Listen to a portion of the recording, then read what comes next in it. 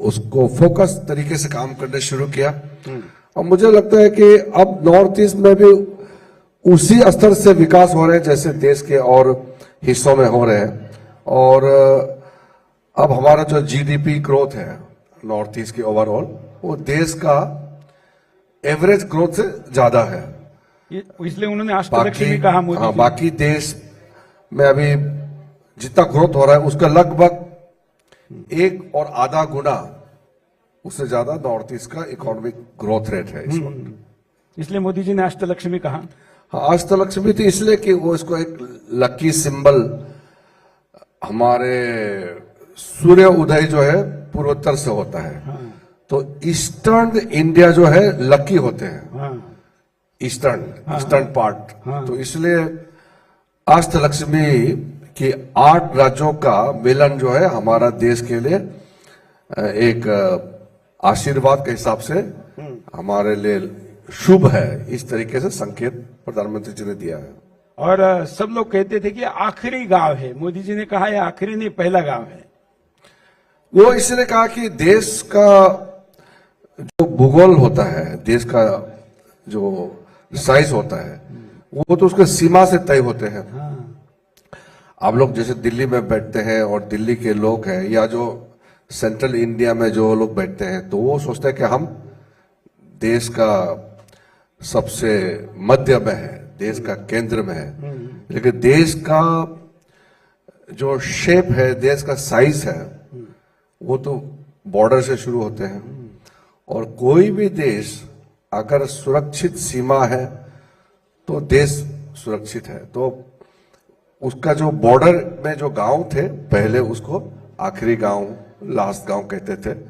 तो उसको मोदी जी ने एक नजरिया को बदलने का प्रयास किया कि वो आखिरी गांव नहीं है, वो हमारा पहला गांव है। इसलिए विकास वहां से शुरू होना चाहिए। क्योंकि विकास केवल बातों से नहीं होता, तो इसलिए जमीन पर कनेक्टिविटी चाहिए। तो जो कनेक्टिविटी के लिए आपकी सरकार ने पूर्वोत्तर में क्या किया? नहीं, वो तो रेल, रोड, हवाई अड्डा सब तो बने हैं। पहले तो कुछ था नहीं। हाँ। मेरे राज्य में भी पहले कोई रेलवे नहीं थे, एयरपोर्ट नहीं थे। तो वो सब तो 14 के बाद ही बने हैं। कहने के लिए लिस्ट बहुत लंबा है। हाँ। क्योंकि सब कुछ तो 14 के बाद ही तो शुरू हुए हैं। पहले तो नॉर्मल जो एक औपचारिक जो बोलते हैं, जस्ट नाम के लिए रोड थे, मगर वो कच्चा रोड थे या सिंगल लेन थे। तो सारा हाईवे वगैरह तो अभी बनाना शुरू किया है। तो आप मानते हैं कि अभी पूर्वोत्तर हिंदुस्तान का ग्रोथ इंजन बनेगा? वो तो एक तरीके से बन गया है, क्योंकि काफी काम चल रहा है। वो आपके पास अल्पसंख्यक कल्याण योजना भी है, मंत्रालय भी है, और इस सरकार ने सबका साथ सबका विकास इस नारे के साथ सभी को देने का प्रयास किया। क्या प्रमुख योजनाएं आपके मंत्रालय के 12 साल में और आपके आने के बाद की आप कह सकते हैं? नहीं, वो तो गवर्नेंस का आर्ट को बदलने का जो प्रयास किया है मोदी जी ने। सबका साथ सबका विकास मतलब क्या है? जैसे कांग्रेस के जमाने में वो नारा लगाते थे कि मुसलमानों को पहले प्रेफरेंस करेंगे और माइनॉरिटी को पहले प्रेफरेंस करेंगे, और जात के नाम से राजनीति होते थे। तो मोदी जी ने कहा कि अगर खाता खोलना है तो भी सबका खाता खोलना है बैंक में, रास्ता बनाना है तो भी सबका रास्ता बनाना है, घर बनाना है तो भी सबके लिए बनाना है। तो इसमें जात धर्म का तो कोई सवाल नहीं उठता है। कोई भी काम अगर सबके लिए करेंगे तो फिर उसमें धर्म और जात को लेने का कोई आवश्यकता नहीं है। अगर हम दो बैठे हैं, हमारा बीच में अगर एक रोटी है, तो एक रोटी को बोलते हैं कि बांटना है, ज्यादा वो माइनॉरिटी वाला का दे दो। तो मोदी जी का कहना है कि एक रोटी क्या, 2 रोटी बनाओ, आपको भी मिल जाएगा, हमको भी मिल जाएगा। साधन को ज्यादा रिसोर्स बढ़ाओ, विकसित करना और सबको मौका देना, सबको लाभ पहुंचाना, ये कंसेप्ट है, एक फिलॉसफी है कि कोई छूट ना जाए और सबको न्याय मिले। हम किसी का तुष्टीकरण नहीं करना चाहते हैं, सबको न्याय दिलाना है। तो जो तंत्र का जो हमारे चलाने का जो नजरिया है, उसका वजह से बदलाव आया है। हम लोग 2014 में, मुझे याद है जब हम जन धन खाता के लिए गए थे खोलने के लिए, तो कई लोगों ने कहा कि ये तो सबके लिए बैंक अकाउंट खोल के क्या करेगा, पैसा तो है नहीं। तो फिर हमने कहा कि पहले अकाउंट खोलो, फिर बाद में देखा जाएगा क्या होता है, देखते रहिए। फिर उसके बाद में कहा कि मुसलमानों का, जो गरीबों का बीच में तो बैंक है ही नहीं, तो बैंक खाता कैसे खोलेगा। फिर हमने कहा कि इसमें धर्म देखने का तो विषय है ही नहीं, कोई बैंक वाला तो ये नहीं पूछेगा कि मुसलमान का कि हिंदू का है। तो इस तरीके से वो लोग समझे नहीं है।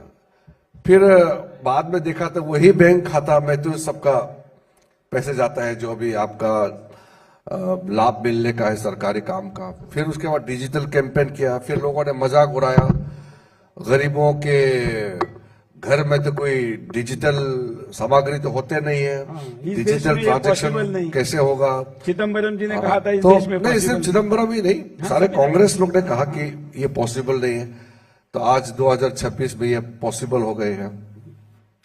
उस तरीके से उस समय जो मोदी जी का जो बड़ा सोच है उसको लोग मजाक उड़ाते थे, लेकिन आज तो सब सत्य हो गए हैं। जो चीज मोदी जी ने शुरू किया आज उसका क्रियान्वित भी हो रहा है। ये तो फर्क है।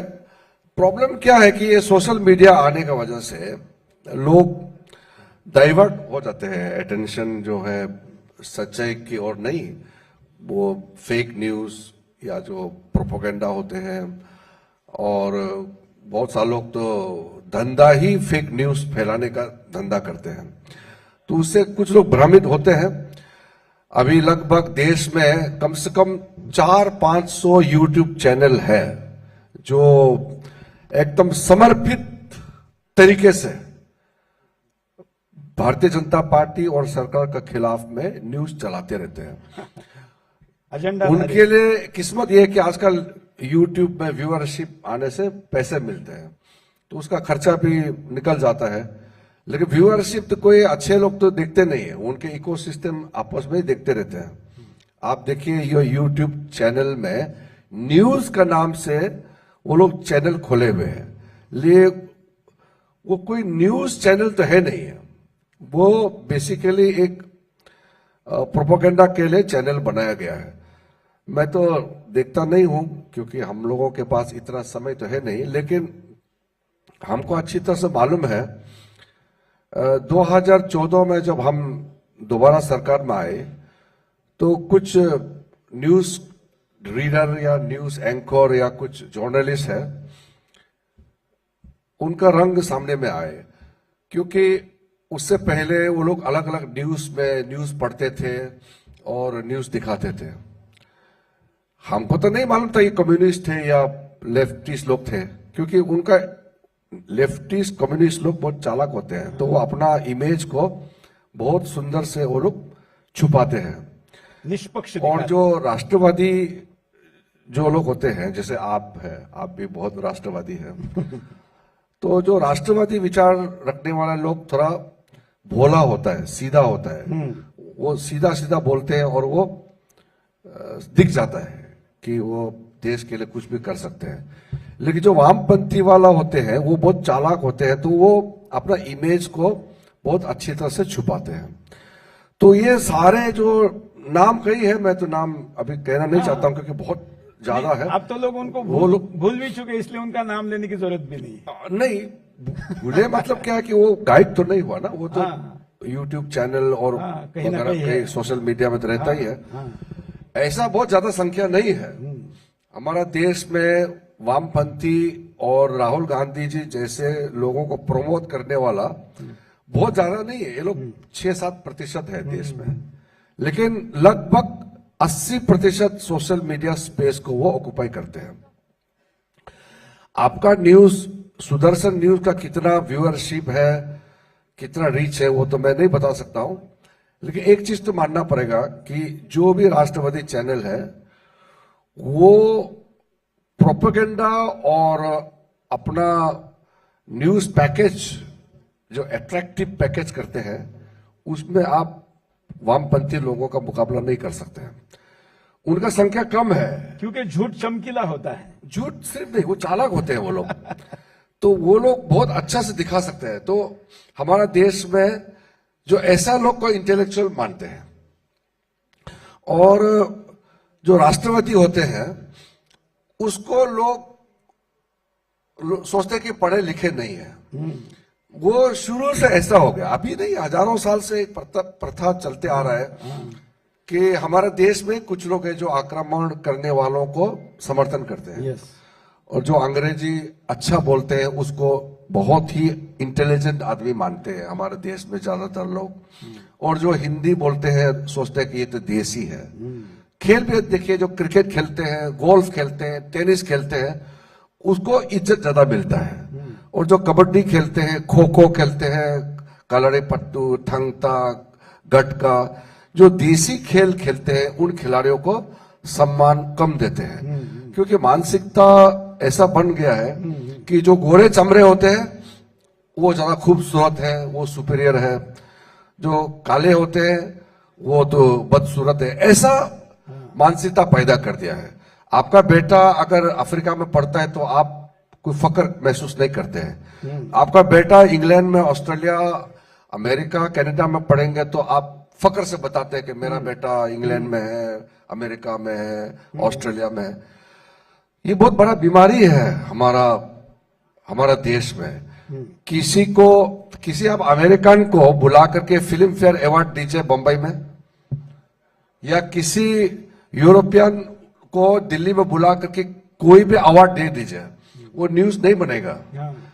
लेकिन किसी को आप नोबेल प्राइज या ऑस्कर अवार्ड के लिए नॉमिनेशन भी कर दिया भारत से, 3 महीने ढोल बजते रहेगा। ये हमारा देश का बदकिस्मत है कि अपने ही देश का जो संस्कृति है, हमारा देश का वजूद है, उसको हम पहचानते नहीं है।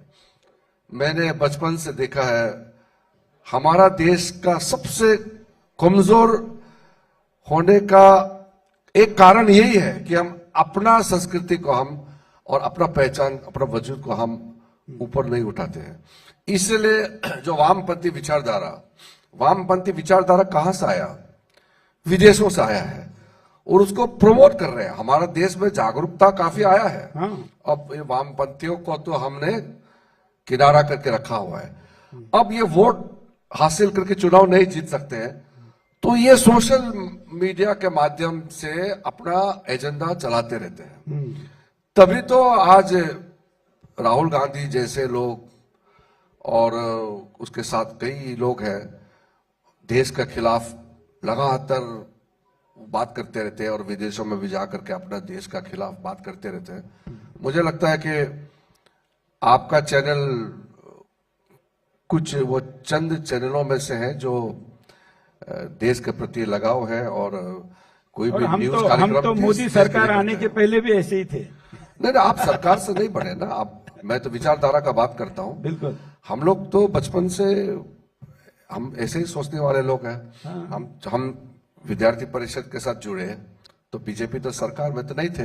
बिल्कुल। हम भी पहले चुनाव तो हारते रहते थे क्योंकि बीजेपी को कोई जानते नहीं थे हमारे वहां में। हम लोगों को तो मजाक उड़ाते थे कि पहाड़ों में तो कमल खिल नहीं सकता है, आप अपना जिंदगी क्यों बर्बाद कर रहे हैं बीजेपी में रह करके।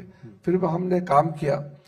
हमारे लिए कोई सत्ता का कोई विशेष हमारा कोई लोभ नहीं है, लेकिन बीजेपी का विचारधारा और नरेंद्र मोदी जी का नेतृत्व आज जो हमने आपको कुछ बातें बताया उसको बदलने में बिल्कुल सक्षम हो। इको सिस्टम को मजबूत करने, चेंज करने में हो गए। आपके पास जो अल्पसंख्यक मंत्रालय पर हम बात कर रहे थे, आप लोगों ने बहुत कुछ दिया, लेकिन फिर भी खास करके मुसलमानों को आज भी ऐसा लगता है कि हमारी अपनी सरकार नहीं है। वो मैं मुसलमानों को ब्लेम नहीं करूंगा। मुसलमानों को जिन्होंने गुमराह किया मैं उनको ब्लेम करूंगा, क्योंकि मुसलमान इस देश में नागरिक की तरह पेश नहीं किया गया है। मुसलमानों को वोट बैंक बना करके पेश किया गया है। कांग्रेस हो या कम्युनिस्ट, वो मुसलमानों को वोट बैंक मानता है। हम लोग मुसलमानों को भारत का नागरिक का रूप से हम लोग देखते हैं। किसी भी समुदाय को आप एक वोट बैंक राजनीतिक दृष्टि से देखते हैं तो फिर आप कल्याण नहीं कर सकते हैं। भड़काते रहेंगे, डराते रहते हैं कि बीजेपी आ जाएगा, तुम लोग बर्बाद हो जाओगे। मैं हिंदू नहीं हूं, लेकिन हिंदुओं में बहुत बड़ा कमजोरी है इस देश में। आधा हिंदू भी तो वही काम करते हैं जो कांग्रेस और कम्युनिस्ट करते हैं। अब मैं पार्लियामेंट में इतने सालों से हूं, जब भी कोई हिंदू के बारे में बात करते हैं उसमें तो आधा विरोध तो हिंदू लोग ही करते हैं। जब भी तो हजारों साल से हम गुलाम हैं। बिल्कुल। अगर हिंदू एकजुट होते तो कभी भी हम कमजोर नहीं होते। हम 1000 साल कैसे गुलाम रहते हैं।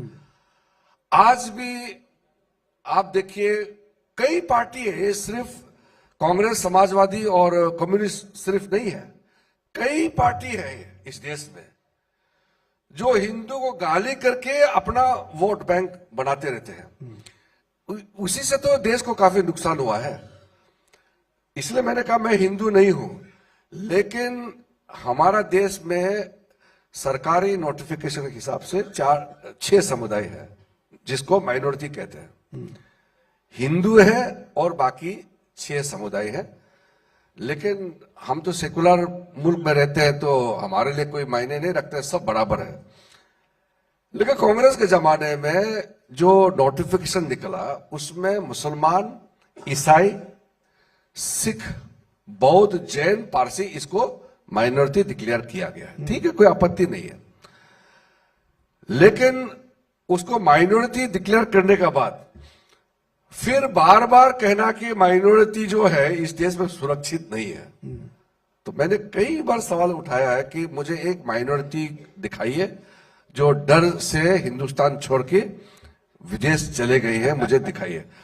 हाँ, जो अफगानिस्तान से, पाकिस्तान, श्रीलंका, म्यांमार, कई जगह से लोग यहां आए हैं, यहां शरण लेने के लिए आए हैं हमारा देश में।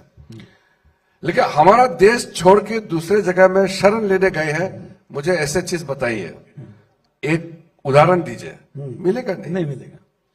बिल्कुल। आपके पास संसदीय कार्य मंत्रालय भी है। इस देश में सबसे मुश्किल काम अगर कुछ होगा तो मुझे लगता है संसदीय कार्य मंत्री बनना होगा। नहीं, मुश्किल नहीं है। वो तो ये देश ही संसदीय लोकतंत्र है। हाँ, पार्लियामेंट्री डेमोक्रेसी में पार्लियामेंट ही लोगों का सोच, विचार, भाव प्रकट करते हैं। क्योंकि हर आदमी जाके तो पार्लियामेंट में बोल नहीं सकते हैं। कहने का अर्थ यह कि इस देश में लोग अपने आप को शासन करते हैं अपने चुने हुए प्रतिनिधियों के माध्यम से। तो इसमें पार्लियामेंट में हंगामा होते हैं तो मेरे हिसाब से मैं बोल रहा हूं, पार्लियामेंट में हंगामा होते हैं तो मुझे कोई परेशानी नहीं होते हैं।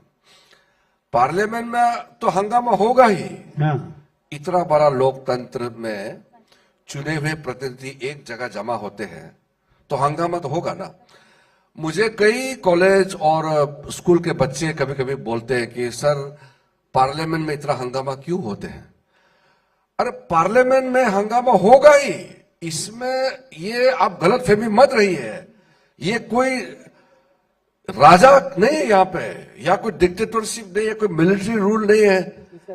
ये लोकतंत्र है और लोकतंत्र में अगर पार्लियामेंट में बहस होगा तो वहां हंगामा भी होगा।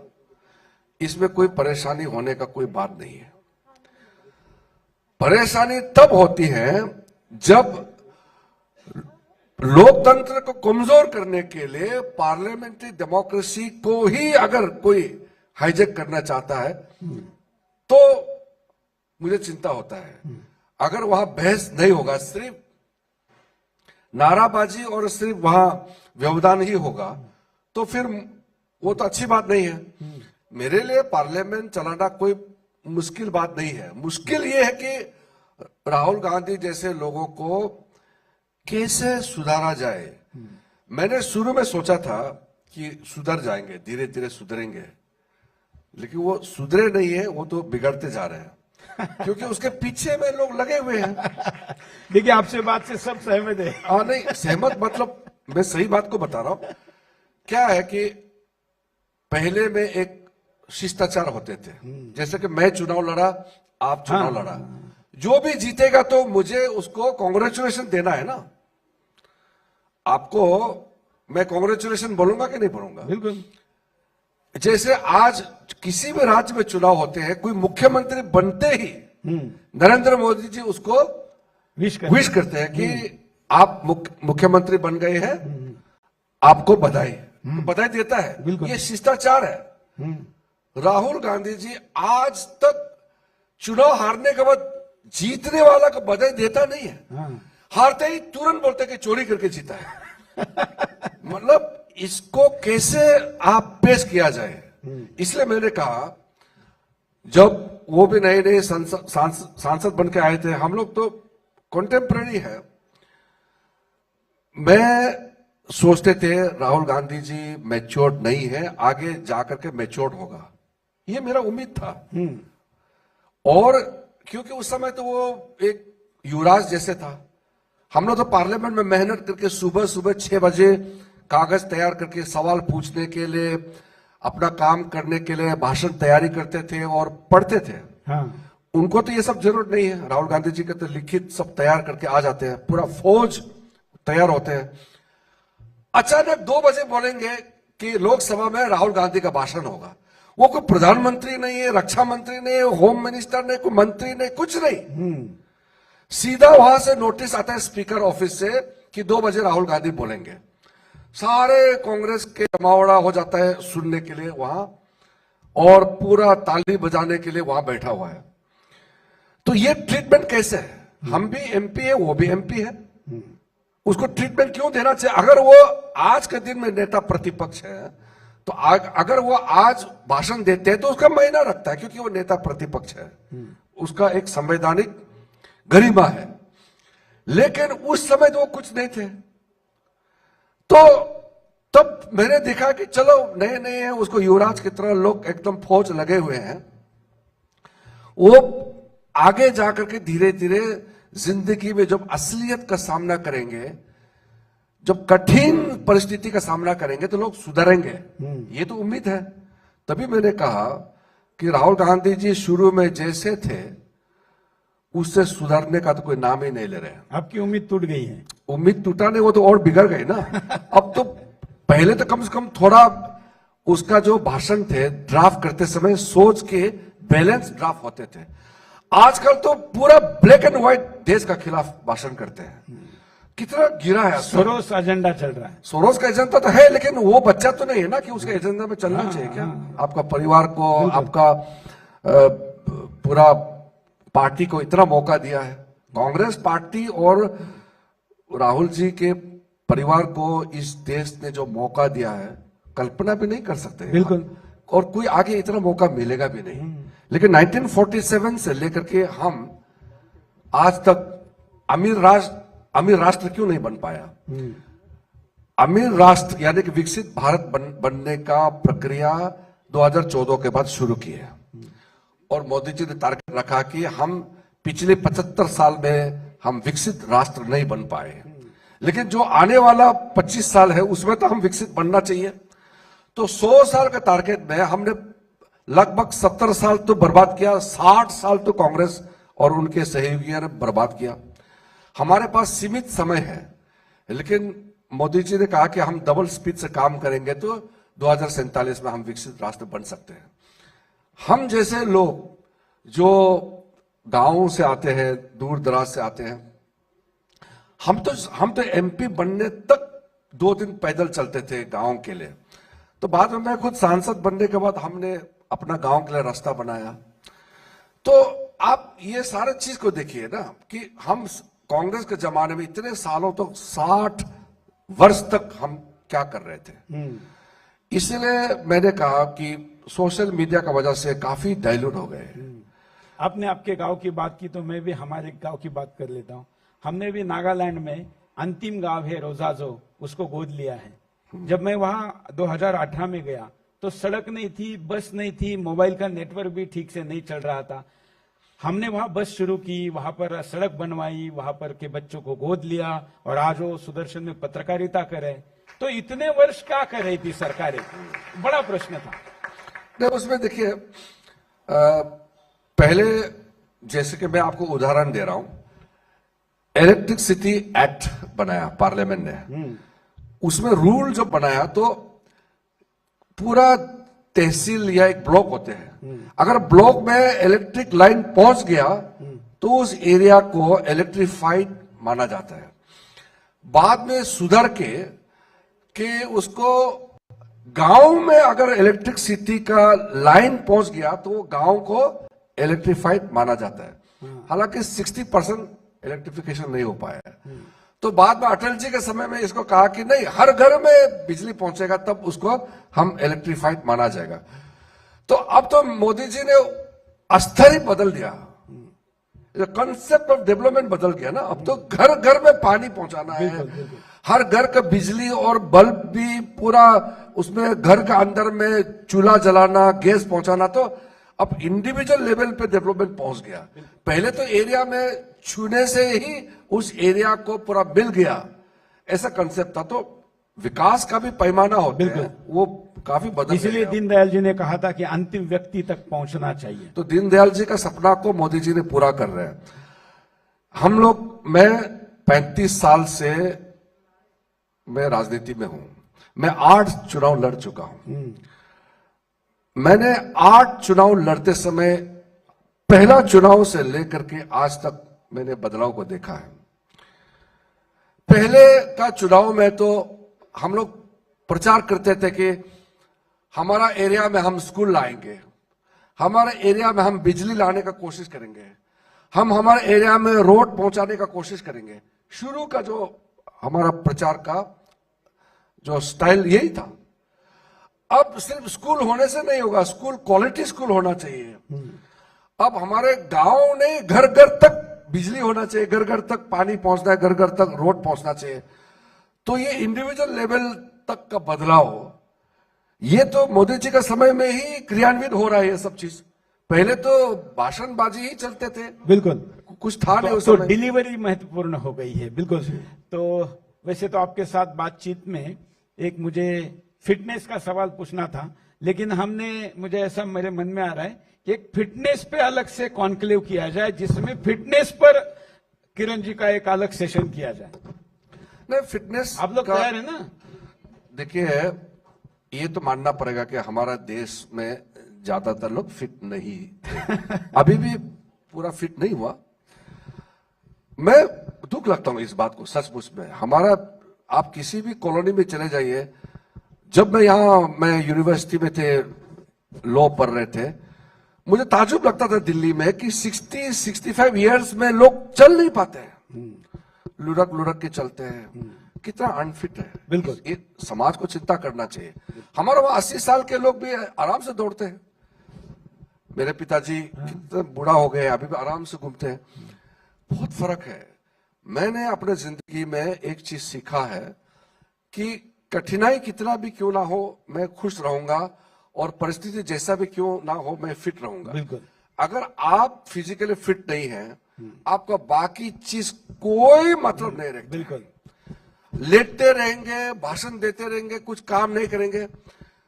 जब भी मोदी जी ने जब खेलो इंडिया लॉन्च किया, और जब मैं खेल मंत्री थे, तब साथ साथ में फिट इंडिया मूवमेंट लॉन्च किया, ताकि फिटनेस का एक कल्चर पैदा हो। अभी तो कॉलोनी में लोग सुबह सुबह पैदल चल रहा है, कोई साइकिलिंग कर रहे हैं, कोई जिम कर रहे हैं, कोई ट्रैकिंग में जा रहा है। तो एक अवेयरनेस आया ना।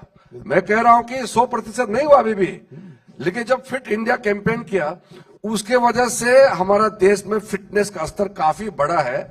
और देश के लोग फिट रहेगा तभी तो देश फिट होगा। बिल्कुल, बिल्कुल। बीमारी लोग भर जाएगा तो देश बीमार हो जाएगा, और लोग फिट रहेगा तो देश बिल्कुल, व्यक्ति ऑब्वियसली स्वस्थ फिट रहेगा। तभी समाज स्वस्थ, तभी देश स्वस्थ। आपने समय निकाला और इस कार्यक्रम में आए, आपका बहुत बहुत धन्यवाद है।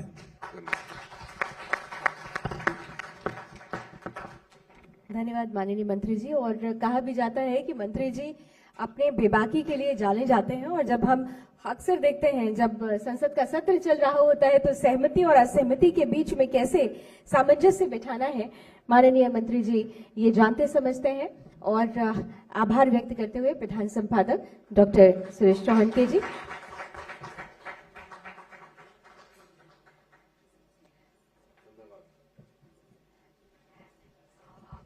धन्यवाद मंत्री जी।